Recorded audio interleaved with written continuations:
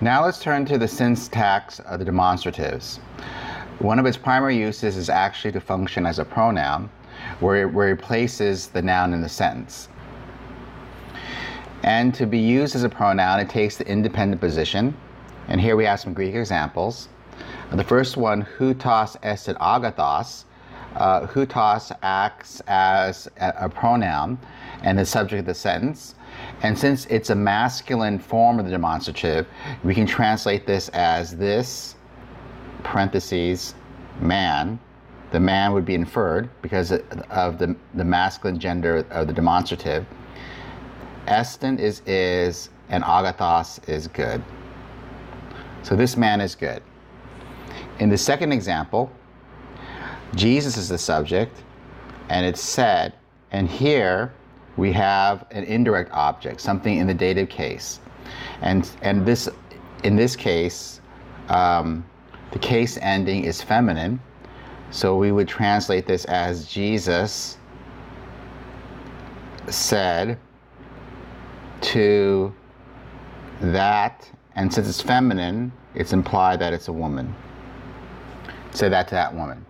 And this is one of the primary functions of the demonstrative, where in terms of syntax, when the pronoun occupies an independent or position and takes the place of a noun, it functions as a pronoun. But another function of the demonstrative is its adjectival use. And so when a demonstrative acts as an adjective, it actually occupies the predicate position and not the attributive position. So note, you will never see a demonstrative used in the attributive position. And so you will not see it in the DAN, DNDA, or NDA pattern. Instead, you will see the demonstrative used in the predicate position in order to function as an adjective. So in this sentence, we don't have a definite article. And if we see houtos as modifying anthropos, I think we can assume that's in the predicate position, even though there's not a definite article. And we would translate this as this man, where anthropos is or person can be translated as man or person. And this, meaning houtos, is in the same case, number, and gender. This is a nominative singular masculine form, and so is the word for man or person, anthropos, and it's acting adjectively to modify the noun. So it's this man said. But we also have forms where the article is used, and when it occupies the predicate position, that means a definite article is modifying the noun. So you have an ADN pattern or a DNA pattern, where the definite article and the noun are together, and then the definite article here and the noun are together. And we have the demonstrative in the adjectival position. Both of these sentences will be translated the same way. So even though houtos is in the predicate position, it's acting adjectively, and it's modifying anthropos, and we would translate this as this person said.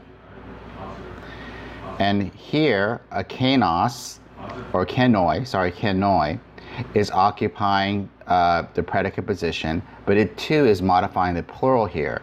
So in this translation, it would be those, because it's a kenoi, people said. The third use of the demonstratives is called the weakened use. And in this case, instead of translating the demonstrative as this or these, or that or those, we're actually going to translate them as if they are like a third person pronoun. So here, houtos apen, because this is a masculine use of the demonstrative, we are not going to translate this in the as this parentheses man, but instead we're going to translate it as he said. And for hate, that should be a rough breathing mark there, hate apen, we're not going to translate this as this parentheses woman said, but rather if it's a weakened use, then we're going to translate this as she said. And in this sentence, Jesu apen tate, with this indirect object, where the subject is Jesus said, we won't translate it as Jesus said to this parentheses woman, but we're going to translate it as Jesus said to her. So the weakened use is basically using the demonstrative as if it was a third person pronoun. Now, when do we see examples of the weakened use? Well, I think the best way to see examples is actually to do your homework. So when you do your homework, you'll see some examples of the weakened use used in sentences, and that'll help you to understand how it's used. But basically, it is a contextual call.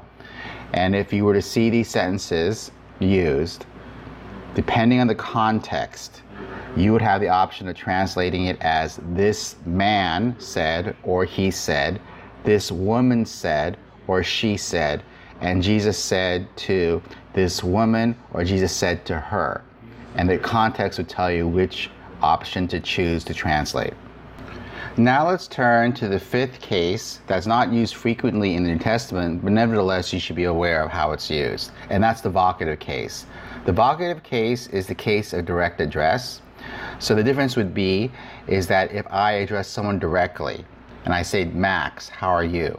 Max would be in the vocative case. And so in Greek, we indicate the vocative case by the case ending, and so a common use of the vocative is actually Kyrie and Kyria. Kyrie could be Mr. in Greek, and Kyria can be Mrs. or Miss in Greek. If I were to say pos a su, semicolon, this in English is how are you. So if I were to address a student, and that person says Tom, I would say Kyrie Tom or Mr. Tom, posse su, how are you? And if I were to address a lady, let's say Tabitha, I would say Kyria Tabitha, posse su, how are you? And so these are uses of what we call the vocative case.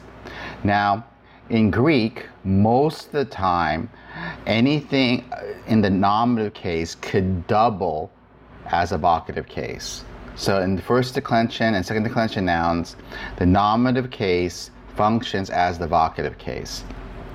And there's only really one exception in the first and second declension nouns, and that's the nominative masculine singular.